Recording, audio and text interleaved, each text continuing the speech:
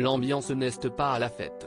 Olivia Wilde et Jason Sudeikis, séparés depuis novembre 2020, s'affrontent depuis plusieurs mois pour la garde de leurs deux enfants, Otis, 8 ans, et Daisy, 6 ans.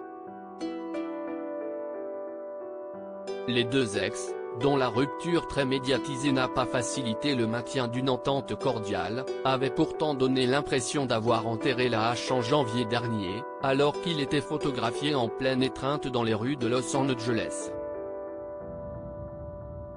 Dans des documents juridiques obtenus par le Daily Mail, Olivia Wilde aurait même déclaré « Nous devions commencer à travailler avec un thérapeute familial en Californie à la mi-janvier.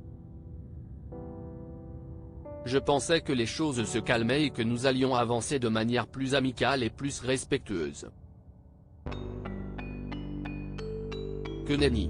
Jason Sudeikis a même récemment tenté de déplacer l'affaire à New York. Jason semble vouloir tout tenter, et cette demande d'ordonnance visant à suspendre l'action californienne sur la filiation n'est que le dernier exemple en date, déclarent les avocats d'Olivia Wilde. Finalement, l'audience s'est déroulée en faveur de l'actrice, comme l'a rapporté TMZ, puisque le juge a décidé que le litige de l'ancien couple devrait rester en Californie plutôt qu'à New York. Toujours selon les informations du média américain, Olivia Wilde accuserait désormais son ex-conjoint d'être sournois et d'agir avec mauvaise foi en utilisant l'intimidation et la ruse pour gagner la bataille. Jason Sudeikis bien plus riche qu'Olivia Wilde?